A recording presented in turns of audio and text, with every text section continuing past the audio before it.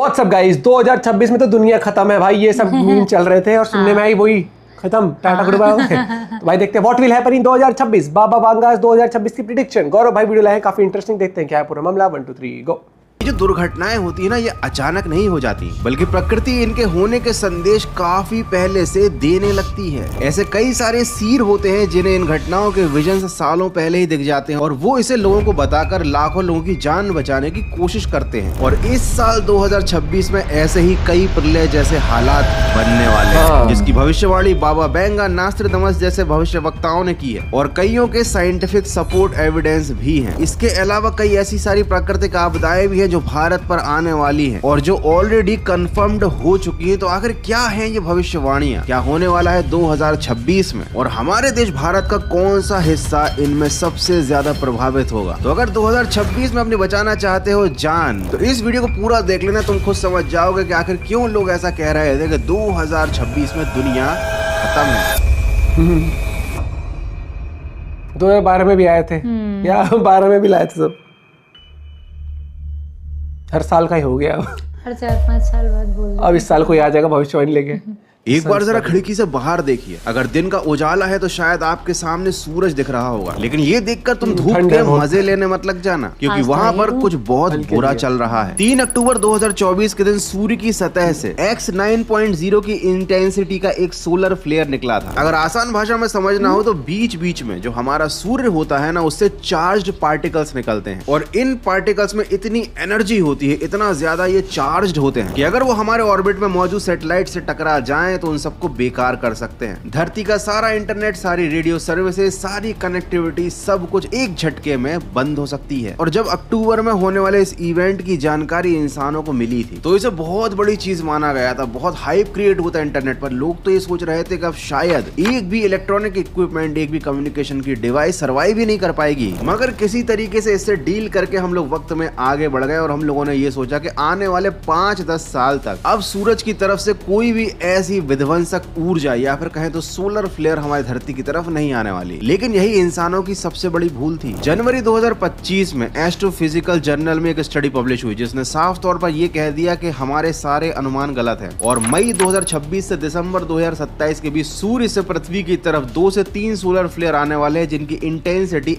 X14.3 से ज्यादा होगी। और ये घटना कितनी खतरनाक है अगर तुम्हें इसका अंदाजा लगाना है तो ऐसे समझो कि 2024 में जिस सौर तूफान की वजह से वैज्ञानिक थर-थर कांप रहे थे, 2026 में आने वाले सौर तूफान 2024 वाले से 150 गुना ज्यादा पावरफुल या कहें तो खतरनाक है। ईयर 1859 में एक ताकतवर सोलर फ्लेयर जब धरती से टकराई थी तो उसके पार्टिकल्स जब एटमॉस्फेयर में घुसे थे तो उससे इतना चार्ज इम्बैलेंस क्रिएट हुआ था कि दुनिया भर के सभी टेलीग्राफ स्टेशन में आग लग गई थी। ये वो दौर था जब आधे से ज्यादा दुनिया तक बिजली मतलब इलेक्ट्रिसिटी पहुंची भी नहीं थी। और सोचो आज के दौर में जब बच्चे बच्चे के हाथ में इलेक्ट्रॉनिक इक्विपमेंट्स होते हैं, बिना इंटरनेट, बिना मॉडेम वाईफाई के लोगों का काम नहीं चलता, तब ऐसे किसी सौर तूफान से सैटेलाइट और कम्युनिकेशन सिस्टम तो तबाह होंगे ही, साथ ही ना जाने कितने घर इस चार्ज इम्बैलेंस की वजह से बिना किसी इंटरफेरेंस के आग पकड़ लेंगे। साथ ही ये जो चार्ज पार्टिकल होते हैं ना, इनके डिटेक्शन से लेकर धरती के टकराने तक का जो टाइम है वो इतना कम होता है कि वर्ल्ड वाइड किसी तरीके की चेतावनी जारी नहीं की जा सकती, कोई अलार्म नहीं बजाया जा सकता ताकि लोग सावधान हो जाएं। इसका मतलब ये सौर तूफान 2026 में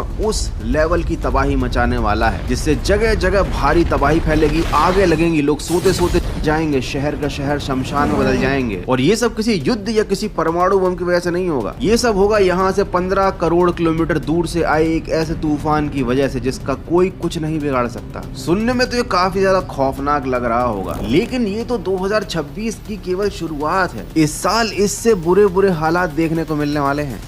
थोड़ी बहुत सेविंग्स है ना, निकाल ले उनको। क्या करेंगे उससे? 27 दिसंबर 2025 की रात 11:05 पर ताइवान में 7 की तीव्रता का भूकंप रिकॉर्ड किया गया। Taiwan's northeastern city of Yilan.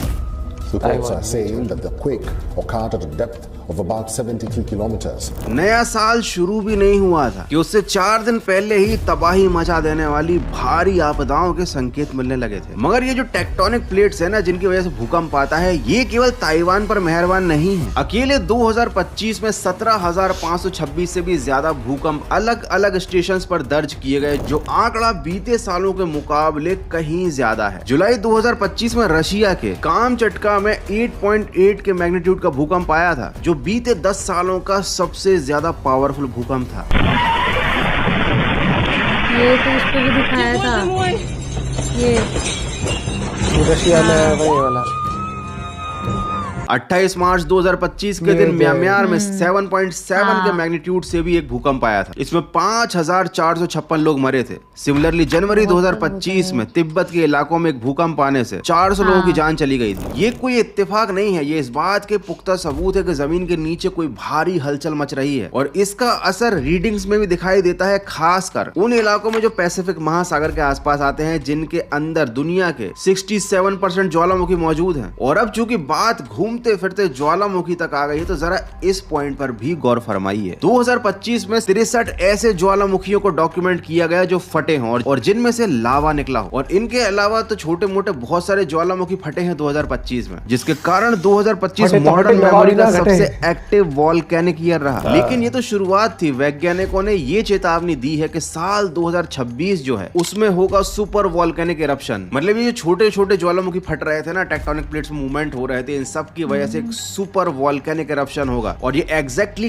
कहां फटने वाला है ना, इसका जवाब सुनकर तुमको टेंशन हो जाएगी। एक्सेल सी माउंट वॉल्केनो इसका सबसे स्ट्रॉन्ग कंटेंडर है, जिससे मेजर इंपैक्ट अमेरिकन सी पर पड़ेगा, जमीनी हिस्सों पर नहीं। और जमीनी लेवल पर अमेरिका में केवल एक ही सुपर वॉल्केनो है, येलोस्टोन। यूएस जियोलॉजिकल सर्वे और नेशनल साइंस फाउंडेशन ने फिर से अपनी रिपोर्ट में इस बात का आश्वासन दिया है कि येलोस्टोन नेशनल पार्क के अंदर जो ज्वालामुखी मौजूद है, वो आने वाले 10 से 20 साल तक नहीं फटने वाला, जिससे आप नॉर्थ और साउथ अमेरिका को एक्सक्लूड कर दीजिए। लेकिन फिर भी अगर आप पृथ्वी के टेक्टोनिक प्लेट्स के मैप को देखेंगे, तो फिर पैसिफिक प्लेट्स से सटी हुई केवल 2 ही टेक्टोनिक प्लेट्स ऐसे किसी प्रलय के शिकार में आने की सबसे ज्यादा पॉसिबिलिटी रखती हैं। एक है यूरेशियन प्लेट, जिसमें लगभग सारे यूरोप और एशिया का हिस्सा आता है, और दूसरी है इंडो ऑस्ट्रेलियन प्लेट, जिसमें ऑस्ट्रेलिया और भारत समझ आते हैं। इसका मतलब समझे दया, इसका मतलब भारत भी लपेटे में आ सकता है। लेकिन हो सकता है ये सारी बातें आपको पहले से मालूम हो, क्योंकि 2025 में ज्वालामुखियों का फटना, भूकंप का आना, प्राकृतिक आपदाओं का आना आपके लिए आम बात हो गई होगी। और आपके दिमाग में चल रहा होगा कि ठीक है, हमने तो 2025 भी सरवाइव कर लिया, 26 हमारा क्या ही बिगाड़ लेगा। तो जरा इन प्रोफेसीज को सुनो।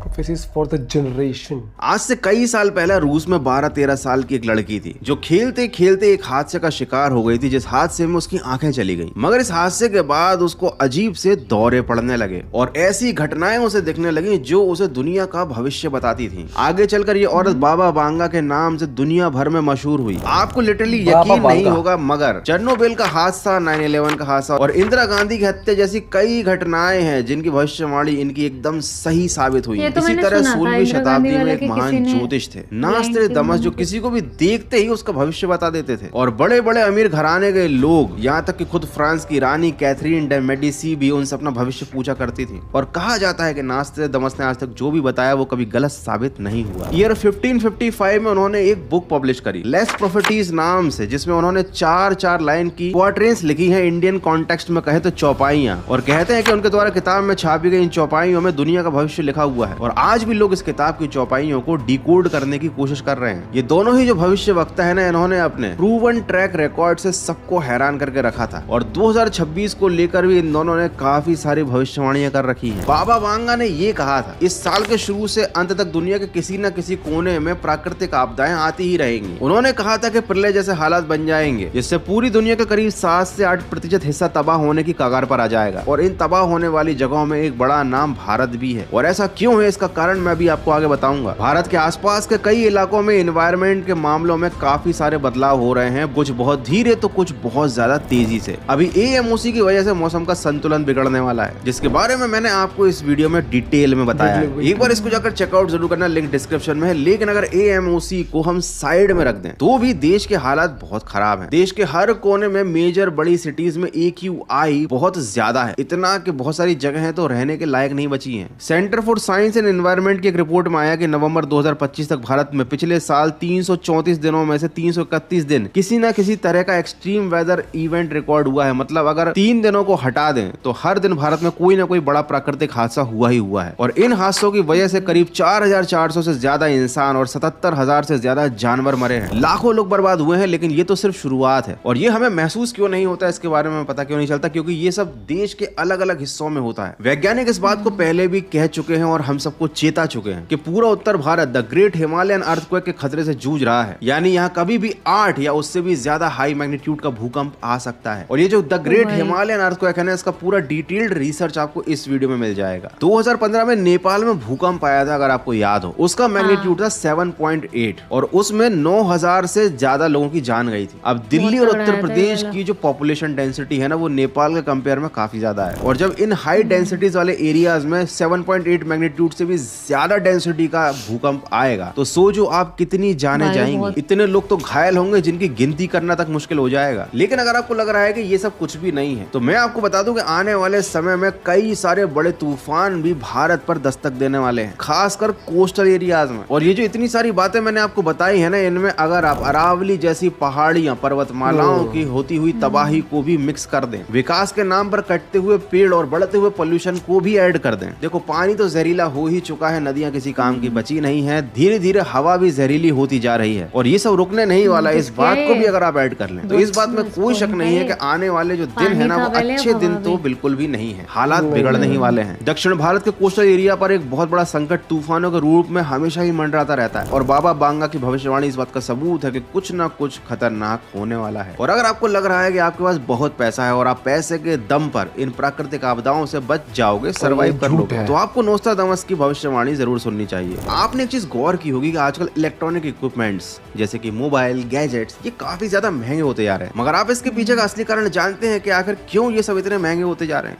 इसके पीछे का रीजन है AI, आर्टिफिशियल इंटेलिजेंस। दरअसल AI मॉडल्स और उनसे रिलेटेड डेटा सेंटर्स को प्रोसेसिंग के लिए इतने ज्यादा कंप्यूटर पावर चाहिए कि दुनिया की करंट, रैम और चिप प्रोडक्शन उनकी जरूरत के हिसाब से काफी कम है। दुनिया लिटरली सेमीकंडक्टर मटेरियल्स जो इन चिप्स को बनाने में यूज किया जाता है ना, उसके लिए तरस रही है। और इनके सबसे बड़े सप्लायर में से एक है ताइवान। जिसकी ताइवान पर हुकूमत होगी वो AI पर राज करेगा और जो AI को कंट्रोल करेगा आने वाले 30 साल तक दुनिया का वही राजा होगा। यही कारण है कि चीन आज से ही नहीं बल्कि कई सालों से ताइवान पर अपना अधिकार जमाने की लगातार कोशिश कर रहा है। लेकिन हर बार उसकी कोशिशों को रोकने के लिए बीच में आ जाता है अमेरिका। इसलिए नहीं कि उसे ताइवान से कोई लेना देना है, इसीलिए ताकि ये सेमीकंडक्टर का जो खजाना है ना, ये चाइना के हाथ ना लग जाए। और नोस्ट्राडामस की भविष्यवाणियों को डिकोड करने वाले ये कहते हैं कि इसी साल साउथ चाइना सी के पास अमेरिका समेत 7 देश चीन के साथ किसी एक युद्ध की शुरुआत करेंगे। और अभी के जो हालात चल रहे हैं ना, उनके हिसाब से युद्ध का केवल एक ही मुद्दा हो सकता है, ताइवान। और देखो ये जो युद्ध इतने सारे हो रहे हैं पिछले 3-4 साल से, बहुत सारे युद्ध अलग अलग देशों के बीच चल रहे हैं और आने वाले जो छोटे छोटे युद्ध होंगे ये सब मिलकर हो सकता है आने वाले समय में एक बड़े विश्व युद्ध का रूप ले लें। और नोस्ट्राडामस के अंदाजे के मुकाबले युद्ध चाहे कितना ही लंबा चले, जीत उसमें चाइना की ही होगी। और भैया चाइना भारत के लिए कितना नुकसानदायक है ये बताने की जरूरत नहीं है। कुल मिलाकर भारत सिर्फ प्राकृतिक तौर पर नहीं बल्कि राजनीतिक तौर पर भी 2026 में एक बहुत बड़े संकट से गुजरेगा, जिनसे बचकर निकलना काफी ज्यादा मुश्किल होगा। और यहाँ तक कि हमारे देश की करेंसी को भी इन दुर्घटनाओं की मार झेलनी पड़ेगी। हालात इतने बुरे पैदा होंगे कि 2026 में आबादी के एक बहुत बड़े हिस्से के लिए सच में दुनिया खत्म जैसी ही हो जाएगी। और भारत में जो इंटरनल कॉन्फ्लिक्ट्स चलते रहते हैं, जो लोग 2 गुटों में बटे हुए हैं या 3 गुटों में बटे हुए हैं, इनकी आपस की जो लड़ाई है ना, वो और ज्यादा हालात बुरे कर देगी। खैर अभी इस चीज पर तो कोई कमेंट किया नहीं जा सकता। इसके अलावा नोस्ट्राडामस ने यह भविष्यवाणी भी की थी कि इसी साल यूरोप के आपसी देशों में भी झगड़ा होगा, जिससे 210 साल बाद स्विट्जरलैंड को भी बीच में दखल अंदाजी करनी पड़ेगी। और उसका सबसे स्ट्रॉन्गेस्ट पॉलिटिकल स्टैंड, उसकी न्यूट्रलिटी पर भी सवाल उठेगा, जिससे एक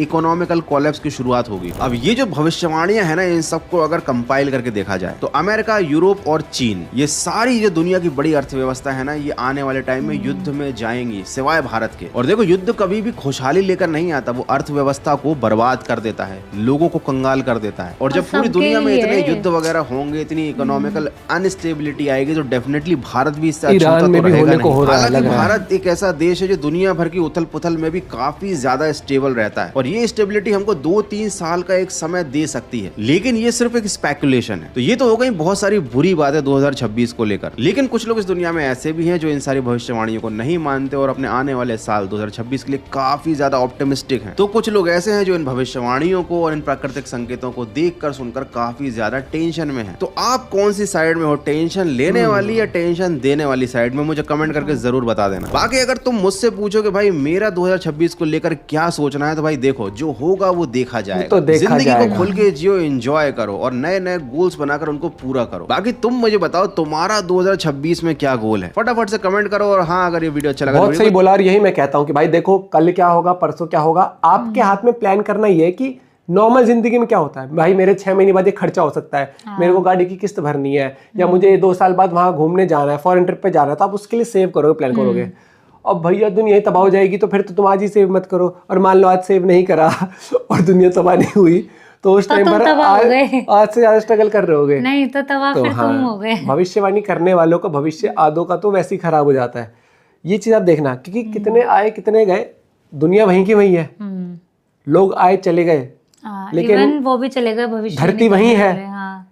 धरती पे चीजें हो सकती है, धरती वहीं रहेगी। आपको जैसे आपने देखा होगा बहुत लड़ाइयाँ हुई, बहुत जंगें हुई, जर्मनी भी वहीं है, कंट्रीज वहीं है, वर्ल्ड वॉर 2 भी हुआ, हर एक चीज हुई। क्या होता है, वो एक फेज आता है, लेकिन वही वाली बात है, जैसे कहते हैं ना, आपके घर में अगर प्रॉब्लम आ गई तो आपको उस टाइम स्ट्रांग रहना पड़ेगा, वो टाइम निकल जाएगा। वैसे ही देशों के बीच प्रॉब्लम आएगी, लेकिन जो देश स्ट्रांग रहेंगे वो खड़े रह जाएंगे। और ये चीज सर्वाइवल का गेम है भैया, ये सर्वाइवल का गेम है। यहाँ पर हम नहीं कैसे डर का माहौल बना के, तो हम ये कल को हम ये भी कहते चाइना तो करने वाला है कांड, भैया चाइना से बात करनी बंद कर दो। ताइवान से कहते ताइवान अपनी रक्षा कवच बढ़ा ले, या ताइवान कहते भाई ये तो चालू होने वाले, भविष्यवाणी समझ गया मैं, चाइना से डीलिंग ही बंद।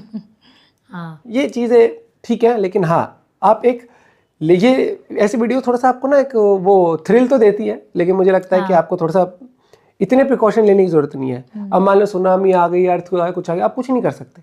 हाँ फिर तो आप धरती के टुकड़े पकड़ के बैठ जाओगे वहां पर, नहीं आप कुछ नहीं कर सकते। आप बस ये कि आप इनिशिएटिव ले सकते हो, गवर्नमेंट इनिशिएटिव ले सकती है, वर्ल्ड लीडर्स इनिशिएटिव ले सकते हैं कि भाई थोड़ा ईवी पर फोकस करें, थोड़ा हम फॉसिल फ्यूल्स को थोड़ा कम यूज करें, कैसे कैसे हम अपना बेटर फ्यूचर बना सकते हैं। एग्जाम्पल, अपना जो हाल पॉल्यूशन का इस टाइम पर ना, वो पॉल्यूशन का हाल चाइना का था, उसने कैसे एग्जाम्पल सेट करा, कैसे क्लीन कर दी, क्लीन एयर। आपदा वो भी थी। आज आपदा जैसे अपने यहाँ पर है कि नालियां, वो नाली गंदी, क्या वो नदियां गंदी हो रखी हैं, पॉल्यूशन का हाल।